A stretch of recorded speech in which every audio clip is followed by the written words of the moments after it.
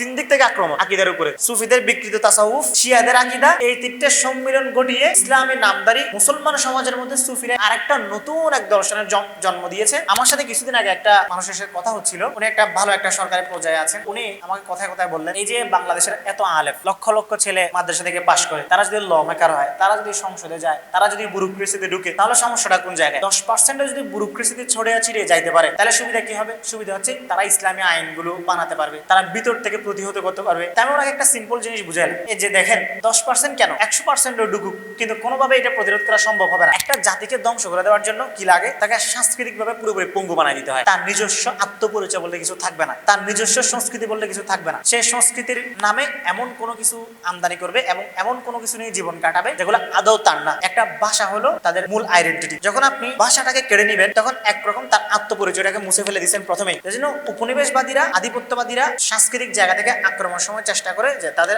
আপন ভাষাটাকে মুছে দেওয়া।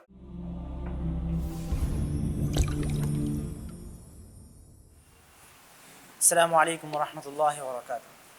আলহামদুলিল্লাহি রাব্বিল আলামিন ওয়া আকিবাতুল লিল মুত্তাকিন ওয়াস সালাতু ওয়াস সালামু আলা আশরাফিল আমবিয়াই ওয়াল মুরসালিন মুহাম্মাদিন ওয়া আলা আলিহি ওয়া আসহাবিহি আজমাইন। আলহামদুলিল্লাহ, আল্লাহ পাকের দরবারে লাখ কোটি শুকরিয়া। আল্লাহ তাআলা আমাদেরকে, আল্লাহ তাআলার অনেক বড় হুকুম, জুমার নামাজ আদায় করার পরে আল্লাহ তাআলা আমাদেরকে একটা ফিকরি মজলিসে বসার তৌফিক দান করেছেন, এই জন্য শুকরিয়া আদায় করি আলহামদুলিল্লাহ। আমাদের আজকের আলোচনা যাকে নিয়ে, তিনি হচ্ছেন কে? সৈয়দ আহমদ শহীদ রহমতুল্লাহ আলাইহি, তার জীবন, সংগ্রাম, সংস্কার, আন্দোলন, এসব বিষয়। তো সৈয়দ আহমদ শহীদ রহমতুল্লাহ আলাইহির আলোচনা যখন আসে, তখন প্রসঙ্গক্রমে অবশ্যই তার পূর্বসূরি শাহ ওলিউল্লাহ মুহাদ্দিস দেহলভী রহমতুল্লাহ আলাইহির একটা ভূমিকা চলে আসে।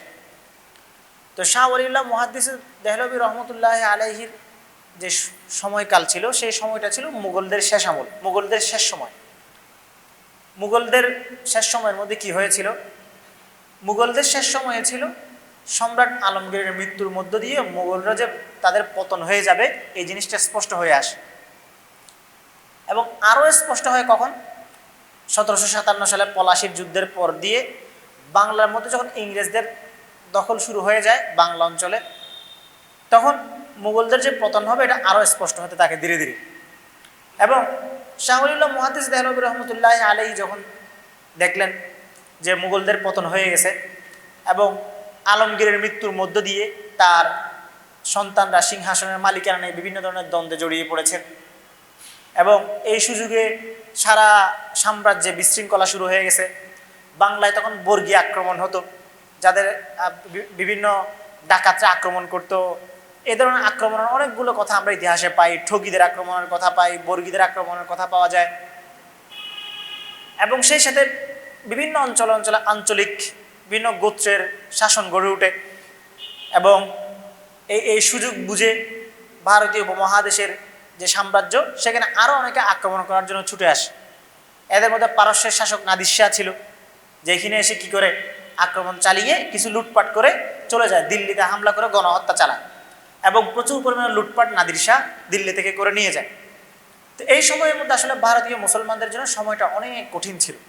একদিক থেকে বহিঃশত্রুর আক্রমণ, আরেকদিকে ভিতরে ভিতরে কোণঠাসা হয়ে পড়া, এবং সার্বিকভাবে ঈমান, আকীদা, তাসাউফ, ইজতিহাদ, এগুলো নিয়ে নানা ধরনের ভ্রান্তি, বিভ্রান্তি, ইসলাম থেকে দূরে সরে যাওয়া, এই অবস্থাগুলো শুরু হয়।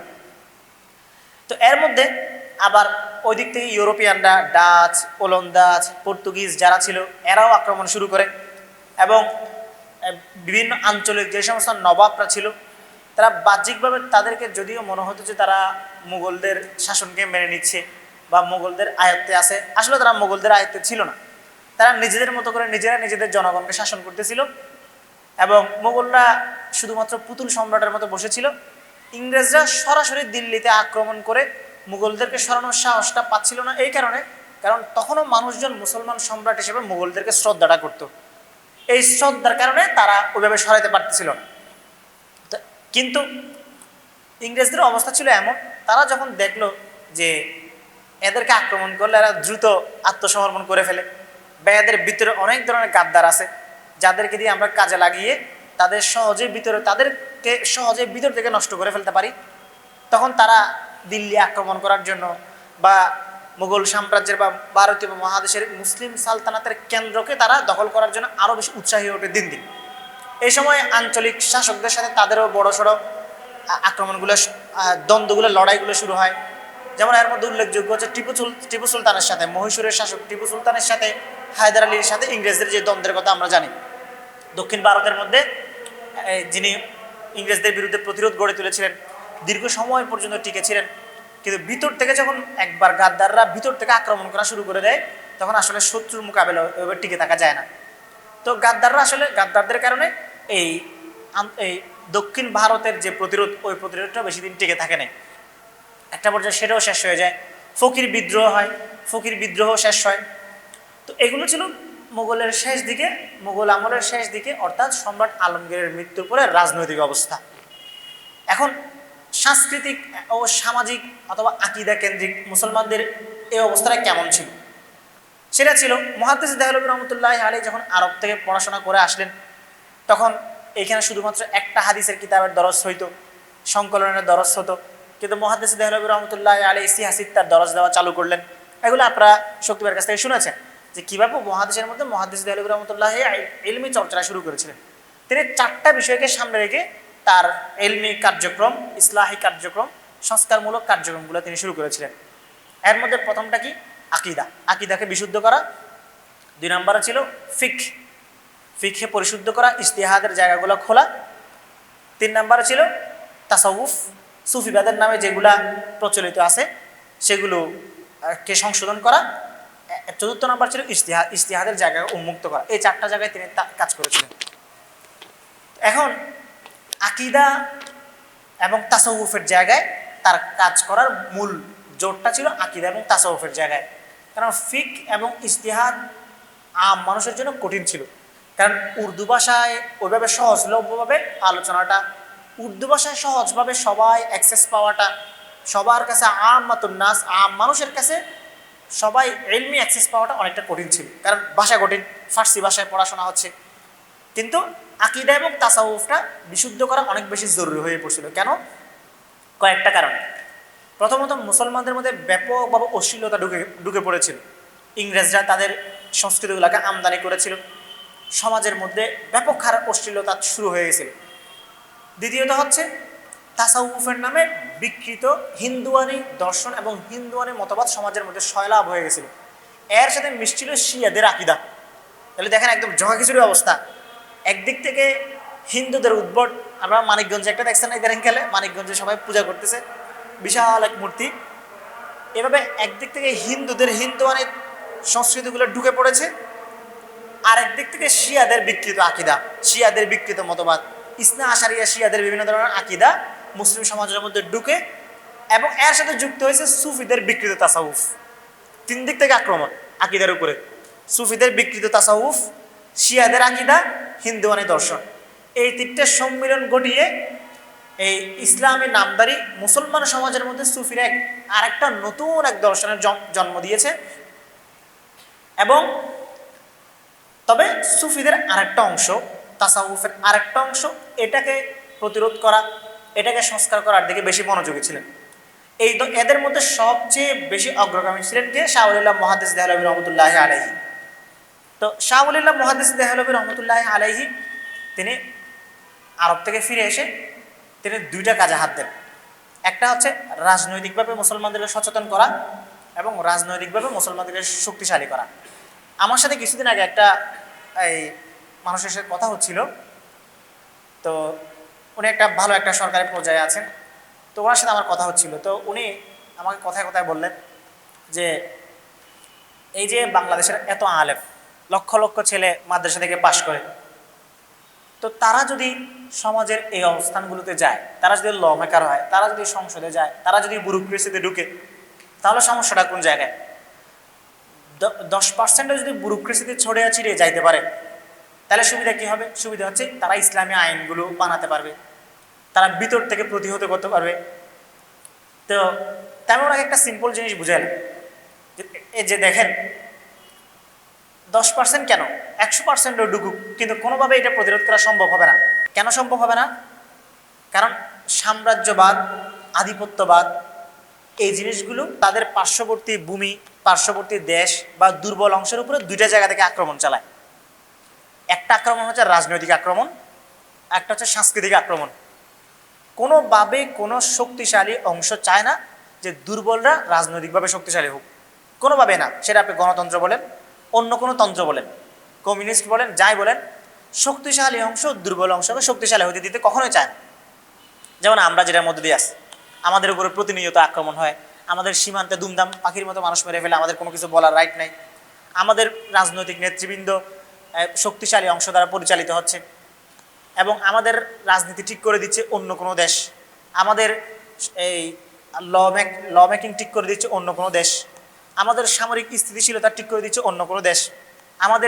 আমাদের সেই মিগ সে 1971-এর মিগের কিছু বিমান আছে, ফাইটিং জেট, এছাড়া আমাদের কোনো কিছু নাই। আমাদের আকাশের উপর দিয়ে অন্যরা মিসাইল টেস্ট চালাচ্ছে, আমরা কিছুই করতে পারছি না। তো আমাদের রাজনীতিটা ঠিক করে দিচ্ছে শক্তিশালী অংশ। তো আপনি যখন রাজনৈতিকভাবে তাদেরকে প্রতিহত করতে যাবেন, তাহলে প্রথমে আপনাকে সামরিক শক্তি এবং শক্তিশালী একটা অবস্থান দরকার, তো যেটা আপনি পাচ্ছেন না। এখন আপনি সেটা বাদ দিয়ে আপনি যতই অন্য কথা বলেন না কেন, যতই আপনি 100% আলেম ওলামাদেরকে ঢুকান না কেন, কোনো কাজ হবে না, কারণ রাজনৈতিকভাবে আপনি দুর্বল। দ্বিতীয়ত হলো, একটা জাতিকে ধ্বংস করে দেওয়ার জন্য কি লাগে, তাকে সাংস্কৃতিকভাবে পুরোপুরি পঙ্গু বানায় দিতে হয়। তার নিজস্ব আত্মপরিচয় বলতে কিছু থাকবে না, তার নিজস্ব সংস্কৃতি বলতে কিছু থাকবে না। সে সংস্কৃতির নামে এমন কোনো কিছু আমদানি করবে এবং এমন কোনো কিছু নিয়ে জীবন কাটাবে যেগুলো আদৌ তার না। আপনি দেখেন, যেমন আমাদের এখানে ভারতীয় হিন্দি সিনেমা যেভাবে চলে, এভাবে কি তারা অন্য দেশের উপরে এই আক্রমণটা চালাইতে পারে? ধরেন আমাদের ভূখণ্ডের মধ্যে যেভাবে ছোট ছোট ছেলেপেলেরা পর্যন্ত হিন্দি ভাষায় কথা বলতে পারে, ঘরে ঘরে টিভিতে হিন্দি চ্যানেলে একদম জয় জয়কার হয়ে গেছে, এগুলোকে অন্য কোনো দেশে হয়েছে এভাবে?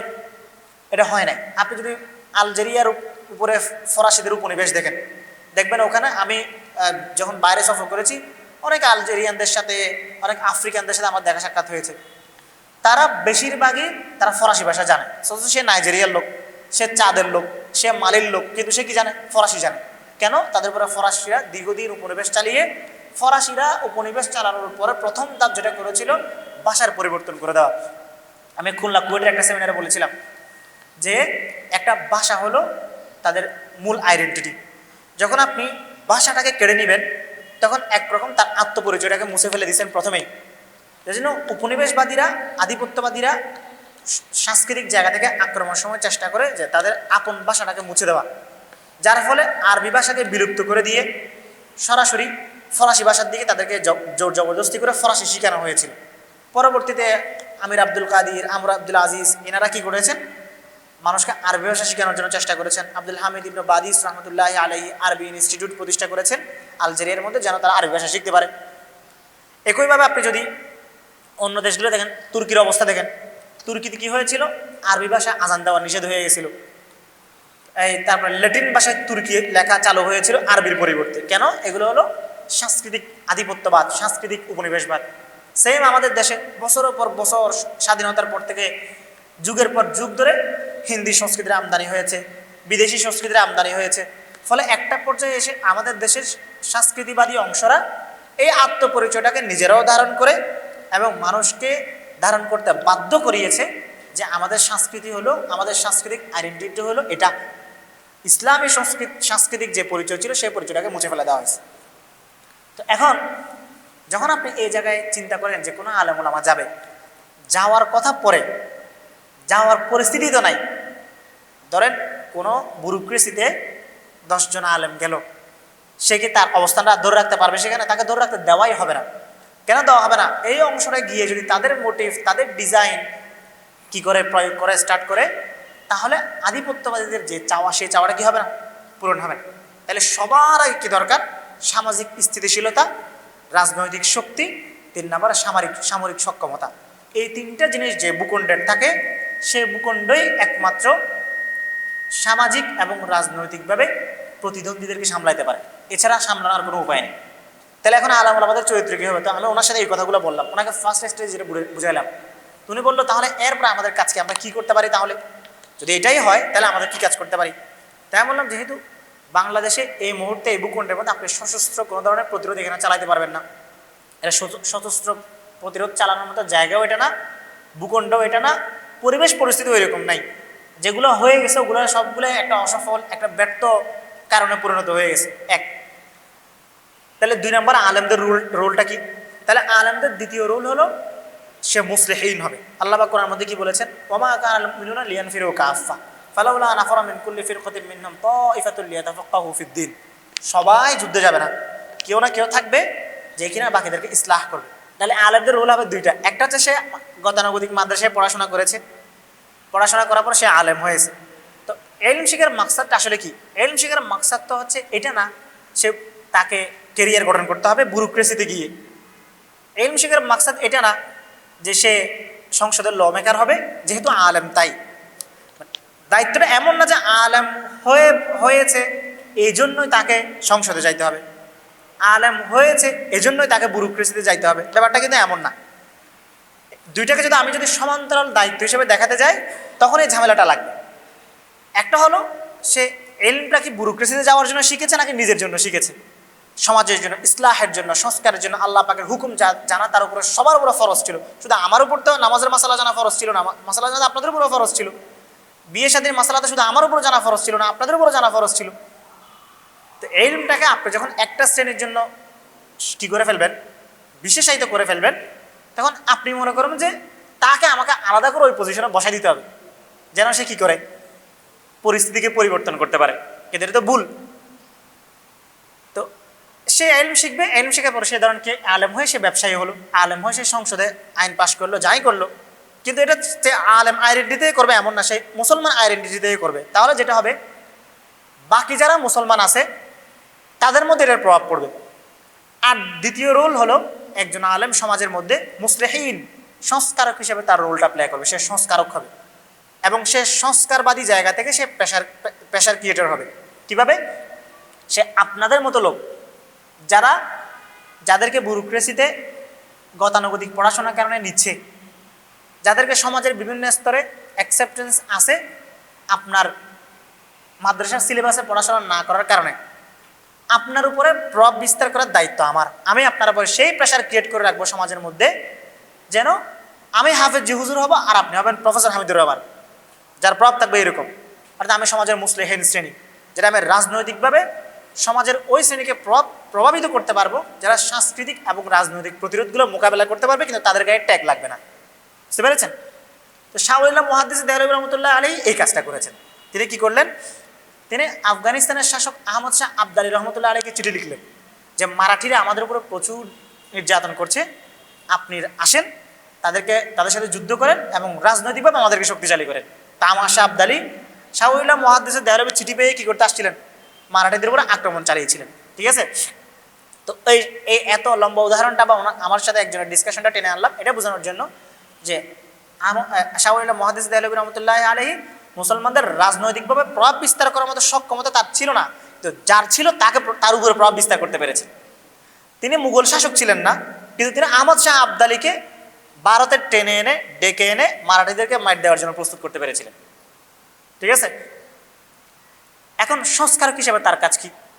তিনি সংস্কারক হিসেবে যেটা করলেন, তিনি বিকৃত তাসাউফকে সংশোধন করার চেষ্টা চালালেন, হুজ্জাতুল্লাহ বালিগা লিখলেন, ইজতিহাদ করার জন্য যে উপযুক্ত মেটাফোরগুলো দরকার ছিল সেগুলো তিনি হুজ্জাতুল্লাহ বালিগার মধ্যে একত্রিত করেছেন, তাফসির লিখেছেন, হাদিসের দরজ দিয়েছেন এবং শিয়াদের বিরুদ্ধে তিনি সারা জীবন কাজ করে গেছেন।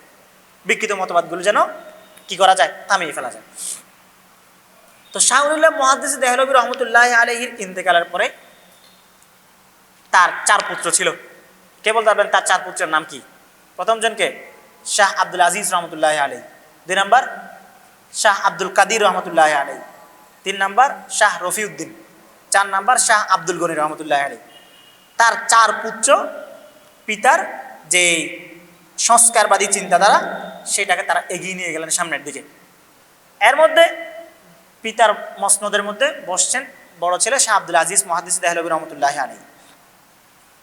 তো তিনি ইলমিভাবে পিতার মতো যোগ্য মানুষ ছিলেন।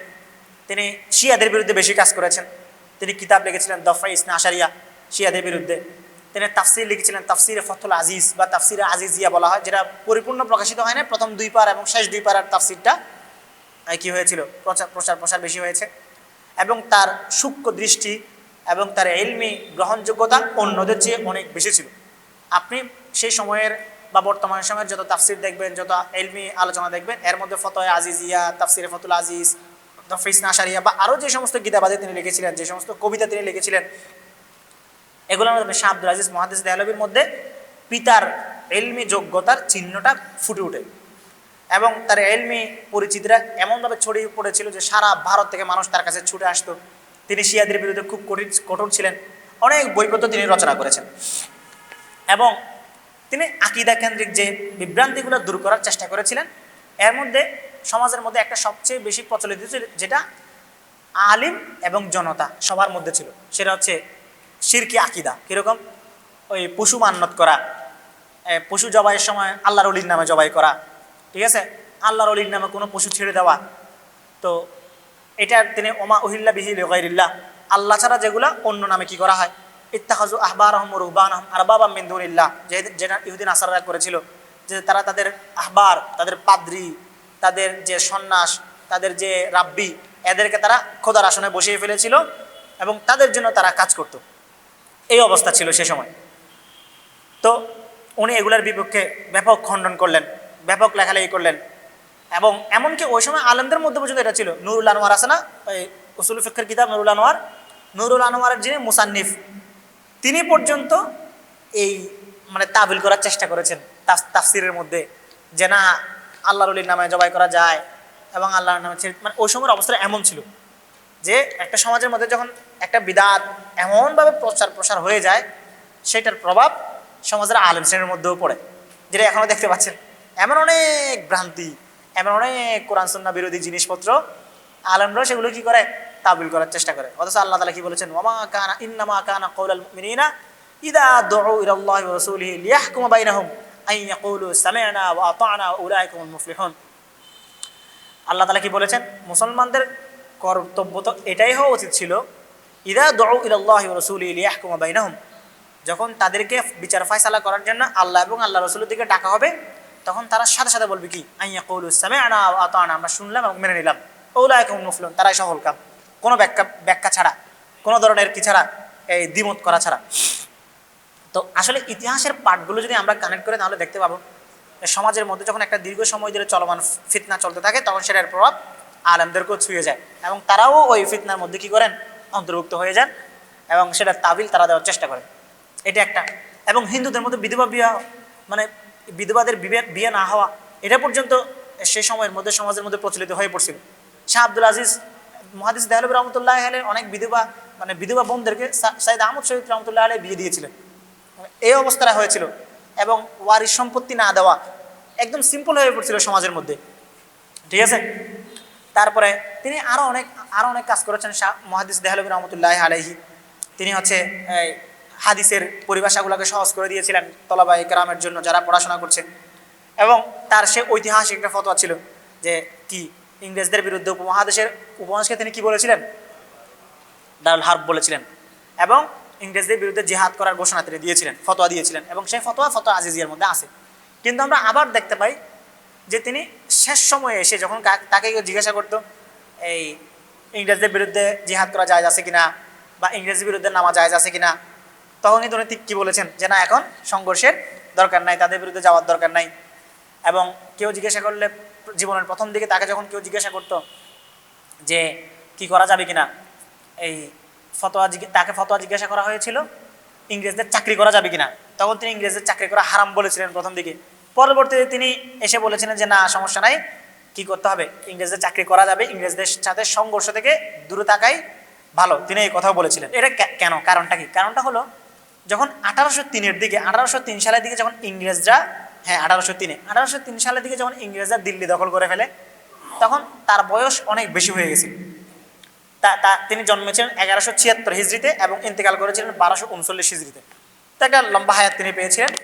তো জীবনের শেষ দিকে তিনি যখন বৃদ্ধ হয়ে গেছিলেন, তখন ওই অবস্থায় ইংরেজরা যখন দিল্লি দখল করে ফেলেছে, তখন মুঘল শাসক শাহ আলম একদম ইংরেজদের পুতুলের মতো হয়ে বসে আছে তখন আসলে তার মধ্যে ওই হতাশা পেয়ে বসেছিল যে এখন আসলে করে কোনো ফায়দা হবে না, অনেকদিন যাবত আমরা করে দেখলাম কোনো লাভ তো হচ্ছে না। তো ওই সময় উনি এসে ওনার সে কঠিন অবস্থা থেকে চলে আসে। তা আমরা যদি বাহ্য দৃষ্টিতে দেখি, ইতিহাসের ঘটনাবলী থেকে দেখি, তাহলে ওই সময় উনি আসলে ওইভাবে ফিরে আসাটা স্বাভাবিক ছিল, কারণ আর কত সংঘর্ষ, আর কত করে কোনো তো লাভ তো হচ্ছে না। তো ওই সময় ওনার ফিরে আসাটা স্বাভাবিক ছিল এবং ওই ইংরেজের চাকরি করতে ফতোয়া দেওয়া। আবার অনেক ঐতিহাসিকরা বলেন যে ওনার আসলে ওই দুর্বল অবস্থার ফতোয়াটা কোনো গ্রহণ করেন না, কারণ দুর্বল হয়ে পড়ছিলেন, ওই সময় তার পাশে দাঁড়ানোর মতো কেউ ছিল না, এই কারণে। তো এরপরে যখন বৃদ্ধ হওয়ার পর তার ফতোয়ার মধ্যে এই ধরনের অনেক পরিবর্তন আসে, সেই সময়ে এবার শুরু হয়, এটা হচ্ছে মুঘলদের মানে শেষ অবস্থা। আমরা বলেছিলাম আমাদের আলোচনার মধ্যে আমরা মুঘলদের শেষ অবস্থা নিয়ে আলোচনা করব। এরপর হচ্ছে আবার এর পরবর্তী যুগ, শাহ ইসমাইল শহীদ রহমতুল্লাহ আলাইহি এবং শাহ আব্দুল আজিজ মুহাদ্দিস দেহলভী রহমতুল্লাহ আলাইহির মেয়ের জামাই শাহ আব্দুল হাই রহমতুল্লাহ আলাইহি এবং তাদের সাথে সাইয়দ আহমদ শহীদ রহমতুল্লাহ আলাইহির পরিচয়ের সূচনা এবং আন্দোলনকে নতুনভাবে রূপ দেওয়া। তো এবার আমরা সাইয়দ আহমদ শহীদ রহমতুল্লাহ আলাইহির জীবনে আসি। সাইয়দ আহমদ শহীদ রহমতুল্লাহ আলাইহি মূলত ছিলেন এই সাইয়দ বংশ, এই ইমাম হাসান রহমতুল্লাহ আলাইহির বংশধরদের মধ্যে যিনি নফসে জাকিয়া যিনি ছিলেন, নফসে জাকিয়ার 12তম বংশধর ছিলেন কুতুবউদ্দিন। তো কুতুবউদ্দিনেরই বংশ কোথায় আসছিল? ভারতে আসছিল। আলামুল্লাহ শাহ রহমতুল্লাহ আলাইহি।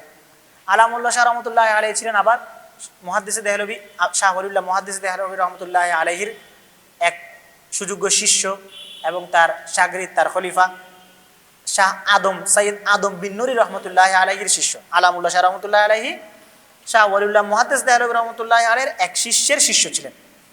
তো তিনি রায়বেরেলিতে আসেন, ভারতের রায়বেরেলিতে, এবং সেখানে তিনি তার একটা বসবাস আবাসস্থল গড়ে তোলেন, যেটাকে আলামুল্লাহ শাহ দায়রা বলা হয়। তো আমাদের আবুল হাসান আলী নদভী রহমতুল্লাহ আলাইহি কিন্তু সাইয়দ আহমদ শহীদের বংশধর, এবং আবুল হাসান আলী নদভী রহমতুল্লাহ আলাইহির কবর এবং বসবাসের জায়গাটা কিন্তু আলামুল্লাহ শাহ দায়রা। তিনি আলামুল্লাহ শাহ দায়রার মধ্যে ইন্তেকাল করেছিলেন। তো এখানে যখন এসে তিনি গোড়াপত্তন করেন, বসবাস করা শুরু করেন, এর মধ্যে 1201 সালে কার জন্ম হয়? সৈয়দ আহমদ শহীদ রহমতুল্লাহ আলাইহি 1201 হিজরিতে। 1201 হিজরি হিসেবে যেটা ইংরেজ সন যেটা হয়, সেই সনের মধ্যে কে জন্মগ্রহণ করে? সৈয়দ আহমদ শহীদ রহমতুল্লাহ আলাইহি জন্মগ্রহণ করেন। সৈয়দ আহমদ শহীদ রহমতুল্লাহ আলাইহি অত বেশি পড়াশোনা করেন নাই। কিছু মানুষকে আল্লাহ পাক আসলে কবুল করে নেন, যে তাদের কাছ থেকে আল্লাহ পাক এমন কাজ নেন, এই কারণে তারা কতটুকু কি পড়াশোনা করেছেন না করেছেন সেটা মানুষ দেখে না এবং সেটা জানার জরুরতে পড়ে না। শাহ আব্দুল আজিজ মুহাদ্দিস দেহলভী রহমতুল্লাহ আলাইহি এর সন্তান হচ্ছে কে? শাহ ইসমাইল শহীদ রহমতুল্লাহ আলাইহি। শাহ ইসমাইল শহীদ রহমতুল্লাহ আলাইহির জন্ম ছিল 1193 হিজরিতে। তার মানে তিনি সৈয়দ আহমদ শহীদের চেয়ে কয় বছরের বড়? 8 বছরের বড়। কিন্তু তিনি বায়াত দিয়েছিলেন কার হাতে? সৈয়দ আহমদ শহীদের হাতে। অর্থাৎ সৈয়দ আহমদ শহীদের বয়স যখন 30 বছর, তখন 37 বছর বয়সী মুরিদ ছিলেন কে? শাহ ইসমাইল শহীদ রহমতুল্লাহ আলাইহি। এবং শাহ আব্দুল আজিজ তাকে আদেশ করেছিলেন যে তুমি কি করো? সৈয়দ আহমদের হাতে বায়াত হও এবং তার পরামর্শ মতো তুমি চলো। এবং শাহ আব্দুল হাই নিজের জামাতা শাহ আব্দুল হাইকে তার হাতে তুলে দিয়ে বলেছিলেন যে তোমরা দুইজন ওর সাথে চলাফেরা করো এবং সে যে আন্দোলনকে এগিয়ে নিয়ে যাচ্ছে তোমরা তার সাথে থাকো। কারণ কি? কারণ তিনি নিজে বৃদ্ধ হয়ে পড়েছিলেন এবং তিনি নিজের যে পিতার উত্তরসূরি হিসেবে যে আন্দোলন তার পিতা শুরু করেছিলেন, যে সংস্কার, যে ইসলাহ, যে রাজনীতি তার পিতা শুরু করেছিলেন, সেটাকে এগিয়ে নেওয়ার মতো মানুষ পাওয়াই যাচ্ছিল না সেই সময়। তো সেই সময়ের মধ্যে সৈয়দ আহমদ শহীদের সাথে সাক্ষাৎ পাওয়াটা শাহ আব্দুল আজিজ রহমতুল্লাহ আলাইহির জন্য একটা কি ছিল? বিনা মেঘে বৃষ্টিপাতের মতো ছিল, যে যাক একটা অনুষ্ঠান পাওয়া গেছে, অন্তত যে আমাদের লিগেসে কি করবে? ধারণ করবে এবং সেই লিগেসটাকে এগিয়ে নিয়ে যাবে। তো এরপরে জন্ম হচ্ছে 1201 সালে। 1201 সালে জন্ম হওয়ার পর তিনি এলাকায় কিছু পড়াশোনা করলেন। এরপরে 16 বছর বয়সে ওনার পিতা ইন্তেকাল করছেন। কার? সৈয়দ আহমদ শহীদ রহমতুল্লাহ আলাইহির পিতা ইন্তেকাল করছেন। এরপর পিতা ইন্তেকালের পরে এখন তাকে কি করতে হবে? ইনকামের চিন্তা করতে হচ্ছে, রুজি রোজগারের চিন্তা করতে হচ্ছে। তো রুজি রোজগারের চিন্তায় তিনি লখনৌ আসেন। তার কিছু বন্ধু বান্ধব সহ তিনি লখনৌ আসছিলেন এবং লখনৌয়ের মধ্যে এক আমিরের সাথে তাদের পারিবারিক সম্পর্ক ভালো ছিল। ওই জন্য ওই আমির মেহমান হিসেবে কাকে রাখছেন? সৈয়দ আহমদ শহীদ রহমতুল্লাহ আলাইকে মেহমান হিসেবে তাদের বাসায় জায়গা দিয়েছেন। তো সৈয়দ আহমদ শহীদ রহমতুল্লাহ আলাইহি ওই আমিরের দেওয়া খাবার নিজে না খেয়ে বন্ধুদেরকে খাওয়াইতেন এবং নিজে ক্ষুধার্ত থাকতেন, বন্ধুদেরকে প্রায়োরিটি দিতেন। খিদমতে হলকের মানসিকতা তার ছোটবেলা থেকেই, শৈশব থেকেই ছিল, কৈশোর থেকেই ছিল, তিনি এই কাজটা করেছেন। এরপরে সেখানে কিছুদিন থাকার পরে রুজি রোজগার তেমন হচ্ছে বা হচ্ছে না। এর মধ্যে তার সাথে হচ্ছে এই একজন হাজি আব্দুর রহিম নামে একজনের সাথে সাক্ষাৎ হয়। হাজি আব্দুর রহিম ছিলেন পীর সাহেব। তো একটা কথা মনে রাখতে হবে, কোনো একটা জায়গায় কোনো একটা পরিবেশের মধ্যে আপনি দাওয়াতি কাজ চালাইতে গেলে, দাওয়া দিতে হলে, এগুলো আমরা শেষে হয়তো আমাদের কীভাবে আমাদের দাওয়া কাজটা চালানো দরকার সেখানে এই আলোচনাগুলো আসবে, তবু ফাঁকে ফাঁকে বলি। একটা অঞ্চলে আপনি দাওয়াতি কাজ চালানোর জন্য ওই অঞ্চলের মেজাজ বুঝা ছাড়া আপনি কাজ করতে পারবেন না। আপনাকে ওই অঞ্চলের প্রান্তিক মানুষজনের চিন্তাধারাকে আপনাকে রিড করতে পারতে হবে। আপনি যদি বলেন যে সৌদির মধ্যে এটা দেখে আসছে, অনেকে আছে না 20 বছর সৌদির মধ্যে লেবারের কাজ করে, দেশে এসে সৌদির মধ্যে দেখে আসছে, এটা হয় বাংলাদেশে দেখে এরা সবাই ভুল নামাজ পড়ে, ঠিক আছে? যে সৌদিতে আমি দেখে আসছি ওখানে সব সহি, এখানে ভুল, বুঝতে পারছেন? অথবা দেখা যায় কি যে যাই কাজ দেখে সব বিদআত, শিরক, খারাপ, ইমান থেকে খারিজ হয়ে গেছে, তাকফিরের মেশিন গান নিয়ে বসে যায়, ঠিক আছে? এক ইয়াতে একদম AK-47, তাকফিরের AK-47 সবাইকে মেরে দিচ্ছে একসাথে। তো এটা করা যাবে না, আপনাকে হালত বুঝতে হবে এবং এবং এটাকে একটা রিফরমেশনের দিকে নিয়ে যেতে হবে। আপনাকে একটা তাজদিদ, একটা সংস্কারের দিকে নিয়ে যেতে হবে, কীভাবে কী করা যায়। শাহ আব্দুল আজিজ, শাহ ইসমাইল শহীদ যেটা করেছিলেন আলোচনায় আমাদের আসবে, তিনি চিশতিয়া, কাদেরিয়া, নকশবন্দিয়া, 4টা ধারা আছে না, এই 4 ধারাকে তিনি একত্রিত করে একটা আলাদা একটা ধারা তৈরি করেছেন, তরিকায়ে মুহাম্মদিয়া। মানুষজনকে বলতেন যে আমার হাতে বায়াত হচ্ছে মানে তুমি 4 তরিকা একসাথে পেয়ে যাচ্ছ। এবং তরিকায়ে মুহাম্মদিয়ার নামে তিনি মূলত সুন্নাহ, বিদাতবিহীন আমল, শিরকবিহীন আকীদা, এই 2টার দিকে দিতেন। তার মানে কি এক প্যাকেজে সব তাদেরকে দিয়ে দিচ্ছেন যে এক প্যাকেজের মধ্যে 4 আকীদা, 4 তরিকা তুমি পেয়ে যাচ্ছ, তোমার আর কি লাগে, তোমার এতগুলো পিঠ ধরার দরকার আছে, তুমি আমার কাছে আসো, একসাথে সব দিয়ে দিচ্ছি তোমাকে, কোনো সমস্যা নেই। এই যে একটা রিফরমেশন। আপনি যেখানে তাসাউফ প্রচলিত আছে সেখানে তাসাউফকে পুরোপুরি বাদ দিয়ে আপনি কোনো কাজ করতে পারবেন না। আপনি বাংলা অঞ্চলে ইসলাম কিসের মাধ্যমে আসছে? সুফিজমের মাধ্যমে আসছে, তাসাউফের মাধ্যমে বাংলায় ইসলাম আসছে। আপনি বাংলার মুসলমানদেরকে যদি বলেন যে নামাজের পরে এই তসবি নিয়ে আঙ্গুলের কড়ায় তসবি করতে হবে, ওইটা নিয়ে যদি করো তাহলে তুমি শেষ, বিদআত, তুমি গুনাহ হবে তোমার। তাহলে আপনি এই বাংলা অঞ্চলের মানুষকে আপনি সেই দাওয়াটা দিতে পারবেন না, কারণ সে লিগেস হিসেবে পাইছে যে তাসবির মাধ্যমে কি করতে হয়, তসবিহ জপতে হয়, ঠিক আছে? আপনি গ্রামের মানুষজনকে কি লিবারালিজমের শিক্ষা দিলে হবে? তাদেরকে যে ভোট চাওয়ার সময় ভোট চাইতে হবে বিএনপি রাস্তায়। এখন হাসাদ আবদুল্লাহ কুমিল্লা গ্রামের মানুষের কাছে গিয়ে টকশোর একজন জিজ্ঞাসা করছে কি যে আপনি যদি ক্ষমতায় আসেন তাহলে গান বাজনা বন্ধ করে দিবেন কিনা। তো তাকে বলতে হবে বিএনপির মতো যে দেশে আসলে কোরআন সুন্নাহ বাদে কোনো আইনই হবে না, ঠিক আছে? কিন্তু সে ভোট চাওয়া শুরু করছে কিভাবে, যে না দেখেন সমাজের মধ্যে 2 স্তরের মানুষ থাকে, এক স্তরের মানুষ সংস্কৃতি পছন্দ করে, আরেক স্তরের মানুষ পছন্দ করে না, ব্যক্তির স্বাধীনতাকে আমাদেরকে প্রাধান্য দিতে হবে, সম্মান করতে হবে, এগুলো গ্রামের মানুষজন বুঝে, এ তো টকশোতে বলার জিনিস। তো শাহ ইসমাইল শহীদ রহমতুল্লাহ এবং সৈয়দ আহমদ শহীদের সংস্কারের ধারাটা ছিল এটা। তারা সমাজের মানুষকে রিড করছেন, তাদেরকে বলছেন ফিতনা ফাসাদ থেকে দূরে থাকো, শিরক বিদআত থেকে দূরে থাকো, তরিকায়ে মুহাম্মদিয়ায় ঢুকো, আমলকে খালিস করো। এবং তারা মানুষকে কি এমন হৃদয়গ্রাহী ভাষায় ওয়াজ করতেন যে সৈয়দ আহমদ শহীদের এক ওয়াজে লাখ লাখ মানুষ ওনার পিছিয়ে পিছিয়ে ছুটা শুরু করছে। এটাই কি দাওয়াতের মডেল, এটা মনে রাখতে হবে। তো যাই হোক, এবার সৈয়দ আহমদ শহীদ এরপরে কি হলেন, তিনি একটা পর্যায়ে এসে পড়াশোনা আর করেন নাই, বেসিক কিছু পড়াশোনা করেছিলেন। এরপর তিনি যোগ দিলেন সেনাবাহিনীতে। আমির খান, টঙ্কের আমির একজন ছিলেন, ওনার সেনাবাহিনীতে যোগ দিলেন। ওনার সেনাবাহিনীতে যোগ দিয়ে তিনি হচ্ছে সামরিক প্রশিক্ষণ নিলেন। তো সামরিক প্রশিক্ষণ নেওয়ার মধ্য দিয়ে তিনি ওখানে 30 বছর সময় অতিবাহিত করলেন। এরপরে তার সাথে এবার শাহ আব্দুল আজিজ মুহাদ্দিস দেহলভী রহমতুল্লাহ আলাইহির পরিচয় হয় এবং শাহ ইসমাইল শহীদ রহমতুল্লাহ আলাইহির পরিচয় হয় এবং সেই সাথে শাহ আব্দুল আজিজ মুহাদ্দিস দেহলভী রহমতুল্লাহ আলাইহি তার জামাতা এবং তার পুত্রকে তার হাতে তুলে দেন। এরপর তাদের এবার সম্মিলিত আন্দোলন শুরু হয়।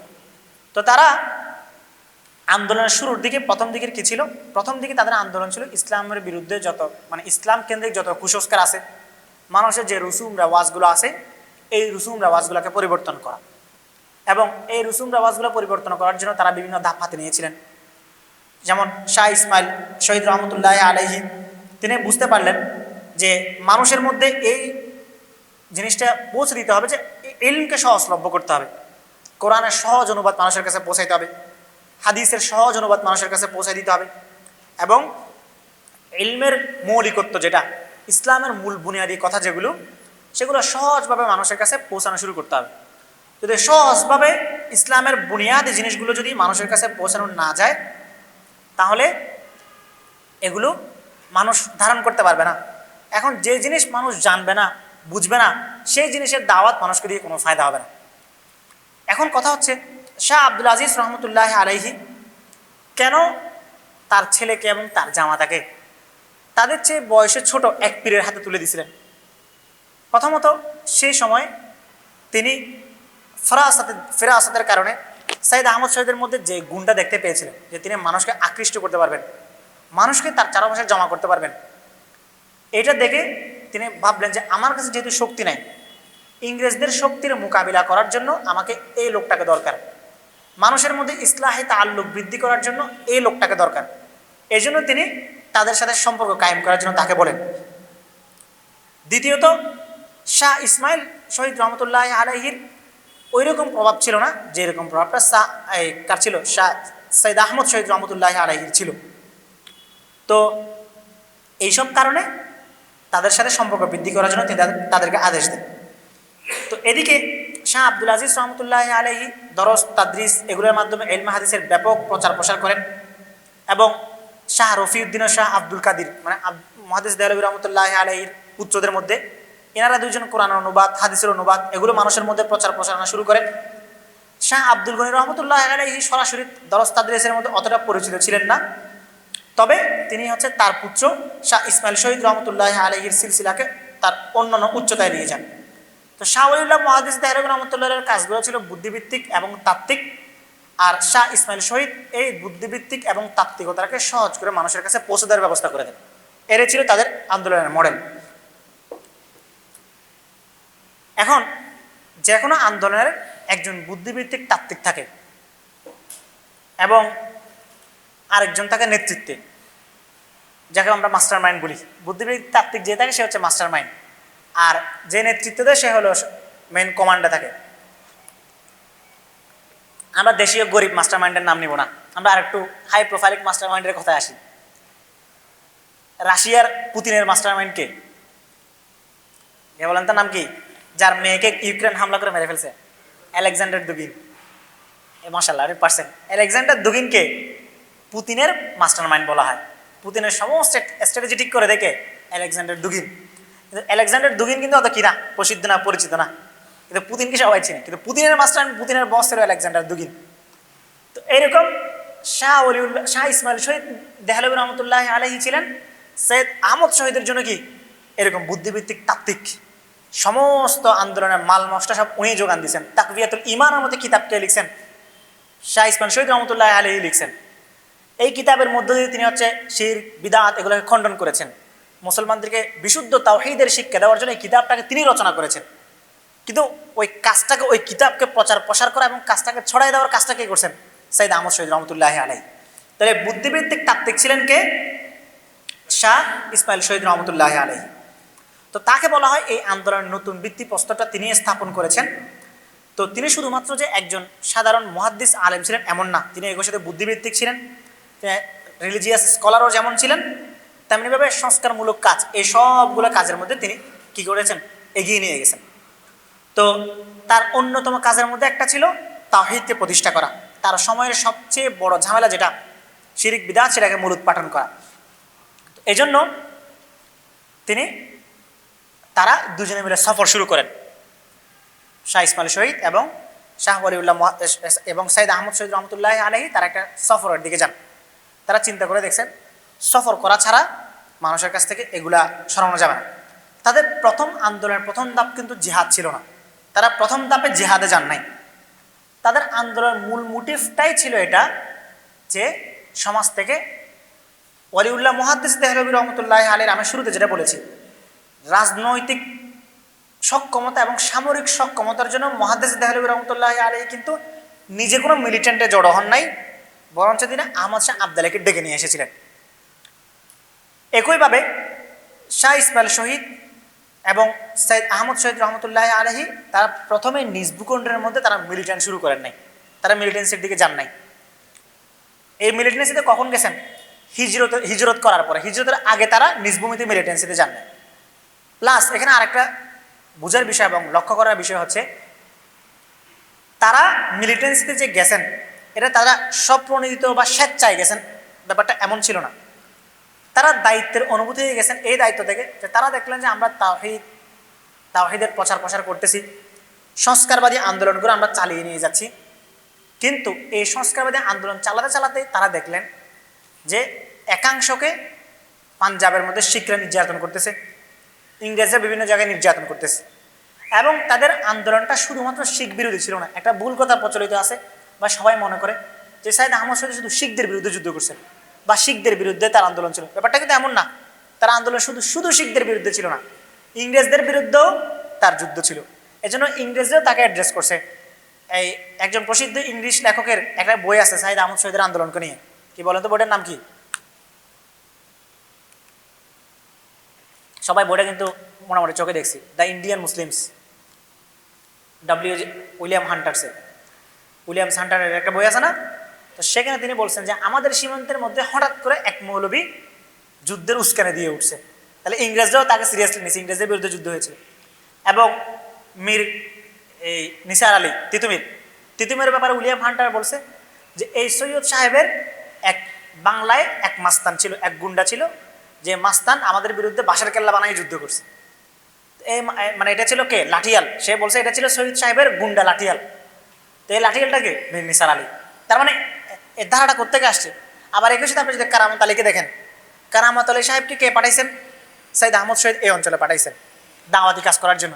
তাহলে একজনকে ইংরেজের বিরুদ্ধে যুদ্ধ করা, আর একজনকে দাওয়াতি কাজ করার জন্য পাঠাইছেন। তাহলে তারা সংস্কার এবং ইংরেজ বিরোধী আন্দোলনের গোড়াপত্তন, একই সাথে শিখ বিরোধী যুদ্ধ, সবগুলোকে তারা সামন্তরালে কি করেছেন?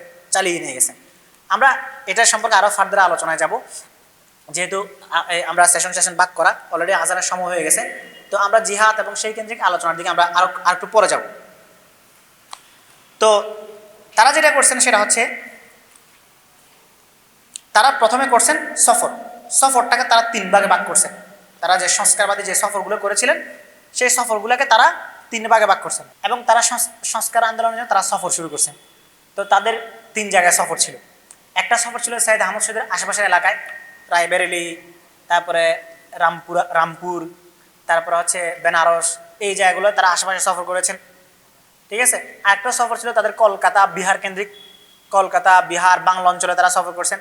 একটা সফর ছিল আফগান কেন্দ্রিক, রোহিলাকন্ড, ঠিক আছে, স্তম্বল, এইসব জায়গাগুলো তারা সফর করেছিলেন। এবং সেই সময়ের মধ্যে তাদের এই সফরের মূলনীতি ছিল একটাই, সেটা হচ্ছে তরিকতে মুহাম্মদের দিকে টেনে নিয়ে আসা, নানান ধরনের ইসলামিক কুসংস্কার, এই অভ্যাসগুলো পরিত্যাগ করা, এবং তাদের এই দাওয়াতের কারণে অসংখ্য মানুষ তাদের কি করে? তাদের হাতে ইসলাম গ্রহণ করে। সাইদ সাহেব যেই জায়গায় যাইতেন ওই জায়গায় ওয়াজ করা শুরু করা মাত্রই কি হতো? সাথে সাথে এক ঝাঁক মানুষ তার সাথে জড়ো হয়ে যেত, এবং তিনি হচ্ছে তারা সবাই মুসলমান হয়ে যেত। সাধারণ হিন্দুরা যারা রাজনৈতিক এই দমনপীড়নের মধ্যে ছিল না, রাজনৈতিক বেজালগুলো বুঝতো না, তারা তার হাতে ইসলাম গ্রহণ করে ফেলতো, ঝাড় করে কাঁদতে। আর সাধারণ মুসলমান যারা নানান ধরনের কুসংস্কারের মধ্যে ডুবেছিল তারাও এই ওয়াজগুলো শুনে ইসলাম গ্রহণ করে ফেলতো। এমনকি সাইদ সাহেব যখন হজে যাওয়ার সময় তিনি 20-30 জনকে নিয়ে বের হয়েছিলেন হজে, কিন্তু তিনি যখন ঘুরে ফিরে সফর করে দাওয়াত দিতে হজে যান, তখন সর্বশেষ কাফেলায় 700+ হয়ে গেছিল মানুষ। এরা সবাই হয় ইসলাম গ্রহণ করছে, না হয় তার সংস্কারবাদী চিন্তা শুনে, সংস্কারবাদী বয়ানগুলো শুনে তারা নিজেদেরকে পরিবর্তন করে তারা হজে যান। এরপর হজ থেকে এসে তারা আন্দোলনের পরবর্তী ধাপগুলো শুরু করেন। আমরা ওই ধাপ থেকে ইনশাআল্লাহ বাদ আসলে আলোচনা করব। তো এখন ইনারা যে এই অঞ্চলগুলো সফর করেছিলেন, সফরগুলোর মধ্যে 3টা মোটিভ ছিল। একটা মোটিভ ছিল হচ্ছে কি করা? তাকওয়াতুল ঈমান এর আলোকে মানুষকে তাওহীদ শেখানো, কুসংস্কার থেকে দূরে রাখা, আমলি বিদআতগুলো তাদের কাছ থেকে দূরে সরানো। এই 3টা মোটিভকে তারা সামনে রেখেছিলেন। 2 নম্বর মোটিভ ছিল বিভিন্ন ভ্রান্ত তাসাউফ, পীর ফকির মুরিদান, এবং হচ্ছে বিভিন্ন জায়গায় কবর পূজা ছিল, গাছ বাস পূজা ছিল, মুসলমানের দেদা আসছে হিন্দুয়ানি চর্চায় মেতে উঠছিল। এমনকি আমরা তো খুব কাছাকাছি সময় এটাও দেখতে পাই যে সেই সময় মুসলমান ছেলে মেয়েদের নাম পর্যন্ত রাখা হতো হিন্দুয়ানি নামে, নামের সাথে একটা হিন্দুয়ানি শব্দ জুড়ে দেওয়া হতো। কাজী নজরুলের একটা ছেলের নাম আছে, কি নাম? কৃষ্ণ মোহাম্মদ। ঠিক আছে, এই অবস্থাটা ছিল এরকম। এবং হিন্দুদের একটা দেবতা আছে নারদ, নারদ দেব যাকে বলে, এবং মুসলমানের নাম রাখতো নারদ আলী শেখ। এই অবস্থা ছিল। ঠিক আছে, এবং এই তৎকালীন সময়ে বাংলা অঞ্চলের মধ্যে খুলনার দিকে যখন সুন্দরবনে মানুষজন মধু সংগ্রহের জন্য মৌয়ালরা যাইতো, তখন তারা একটা মনসা দেবীর পূজা করে যেত, মুসলমান কিন্তু মনসা দেবীর পূজা করে যেত যেন বন জঙ্গলের বাঘ এবং হিংস্র পশু পাখি তাদেরকে আক্রমণ না করে। এই ছিল অবস্থা। ওনারা এই সংস্কারগুলো করেছেন এবং এইভাবে তারা তাদের সফরগুলোকে এগিয়ে নিয়ে গেছেন। তো তাহলে মোটামুটি আমরা সংস্কারের একটা ধারণা পাইলাম। তাহলে আমরা এখানে শেষ করি, যেহেতু আসর আজান হয়ে যাবে এখন। আল্লাহ পাক আমাদেরকে পরবর্তী আলোচনাতেও থাকার এবং এখান থেকে শিক্ষা লাভ করার তৌফিক আমাদেরকে দান করুন। আসসালামু আলাইকুম ওয়া রাহমাতুল্লাহি ওয়া বারাকাতুহু।